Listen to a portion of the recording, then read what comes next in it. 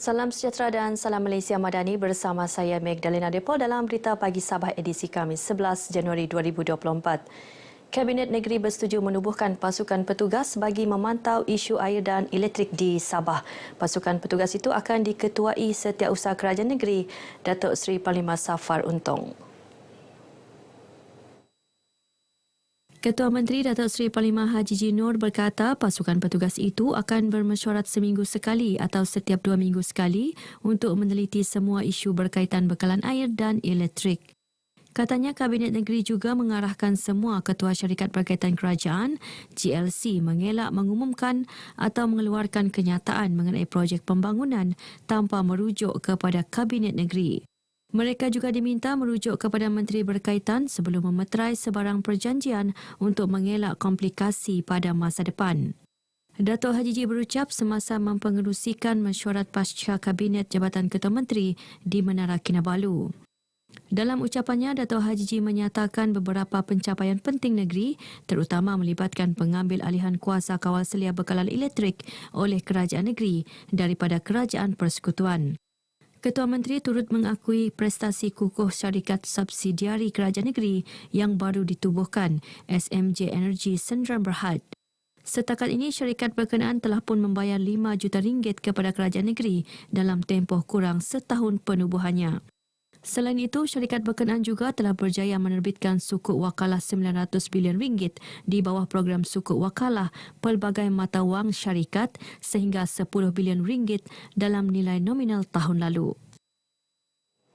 Isu bekalan air yang sedang dihadapi Universiti Malaysia Sabah UMS dijangka dapat diselesaikan melalui projek naik taraf loji rawatan air LRA Telibung 2 Fasa 2 yang telah siap awal bulan lepas.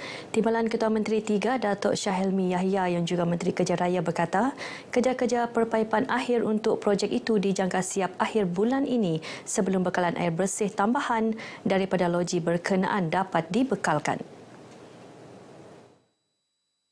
Menurut kenyataan Datuk Syahelmi, UMS memerlukan bekalan air sebanyak 2.98 juta liter sehari. Bagaimanapun, Jabatan Air Sabah hanya dapat membekalkan 2.7 juta liter sehari dan ini menyebabkan gangguan bekalan air berlaku di universiti itu. Merujuk kepada peruntukan RM3 juta diumumkan Perdana Menteri Datuk Seri Anwar Ibrahim tahun lepas kepada UMS untuk mengatasi masalah itu, beliau berkata peruntukan itu diberikan secara terus kepada universiti berkenaan. Sebelum ini, Datuk Seri Anwar dilaporkan mahu pihak berkaitan mengemukakan laporan teliti berhubung masalah bekalan air yang masih berlarutan di UMS sedangkan kerajaan telah meluluskan peruntukan RM3 juta tahun lepas bagi mengatasi masalah tersebut. Kementerian Pelancongan Kebudayaan dan Alam Sekitar memuji inisiatif daerah PITAS menganjurkan Festival Tahun Baru Cina terpanjang iaitu selama 16 hari bermula 9 Februari depan. Pembantu Menteri Pelancongan Kebudayaan dan Alam Sekitar, Datuk Jonathan Bangkuai berkata inisiatif itu bukan sahaja membanggakan malah berpotensi menjadi salah satu tarikan pelancongan baharu di daerah itu yang berupaya membantu meningkatkan ekonomi penduduknya. Justru Datuk Jonathan mahu kesempatan itu dimanfaat penggiat industri pelancongan di daerah berkenaan mempamerkan produk pelancongan dimiliki kepada pengunjung luar.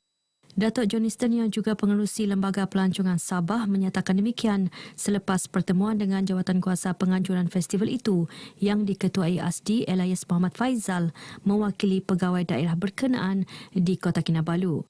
ASDI memaklumkan sempena sambutan Tahun Baharu Cina ini, 1 hari diperuntukkan untuk memecahkan 6 rekod sekaligus dicatatkan dalam buku rekod Asia dan dunia. Ia melibatkan percubaan memecahkan rekod Asia dan dunia bagi persembahan muzik tradisional tanpa henti oleh kumpulan etnik Kimaragang, berjalan dengan buluh oleh kumpulan etnik Tombonuo dan persembahan silat paling lama dengan peserta paling ramai. Beras limbahau akan dipasarkan kepada penduduk Papua dengan harga berpatutan pada pertengahan Januari ini. Menurut Ahli Dewan Undangan Negeri Adun Limbahau, Datuk Juel Nuantim, ketika ini proses penuaian padi sedang dilaksanakan. Beras limbah ini memang sudah pun kita akan lakukan dan sekarang ini tengah menuai padi dan dalam pertengahan bulan ini kita akan menghasilkan beras limbah ini dan kita akan jual kepada semua di kawasan Limbahau dan Papar sajalah, tidak keluar. Sebab apa yang saya utamakan adalah penduduk di Papar ini untuk mendapatkan bekalan ini yang lebih murah dan lebih rendah daripada pasaran. Datuk Juil turut menzahirkan penghargaan kepada Kerajaan Persekutuan yang membantu menyediakan 3 mesin penuai padi bagi melancarkan proses penuaian berkenaan selain 6 mesin pembajak tanah. Daerah Papar mempunyai 1,100 hektar kawasan tanaman padi namun hanya 400 hektar yang diusahakan ketika ini. Datuk Juil ditemui RTM dalam majlis perasmian program kursus kerjaya Malaysia Madani yang dihadiri 40 peserta di Papar. Harapan saya agar sampai ke selain daripada daerah Papar, sampai ke daerah Ranau, Kota Belud dan seluruh Sabah. Agar program ini betul-betul boleh dirasai oleh semua lapisan masyarakat yang ada di Sabah ini. Kursus yang akan berlangsung selama 5 hari bermula 17 Januari ini di Pusat Transformasi Jahitan Amanah Ikhtiar Malaysia AIM Papar ditaja sepenuhnya Perkeso. Seorang lelaki mengaku tidak bersalah di Mahkamah Khas Rasuah Kota Kinabalu atas 2 pertuduhan di bawah Seksyen 419 Kanun Keseksaan. Tertuduh 30 tahun membuat pengakuan itu selepas pertuduhan dibacakan di hadapan Hakim Jason juga.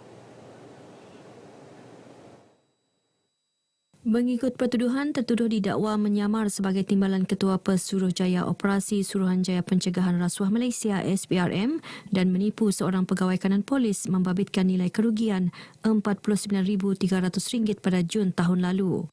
Dalam masa sama, tertuduh juga berdepan pertuduhan alternatif di bawah Seksyen 417 Kanun Keseksaan. Mahkamah kemudiannya membenarkan tertuduh diikat jamin sebanyak RM40,000 dengan deposit RM5,000 dan seorang penjamin tempatan. Selain itu, tertuduh perlu melaporkan diri 2 bulan sekali di Pejabat SPRM Kota Kinabalu serta menyerahkan pasport antarabangsa kepada pihak mahkamah. Projek hidroelektrik Ulu Padas dijangka siap dan beroperasi sepenuhnya menjelang tahun 2029.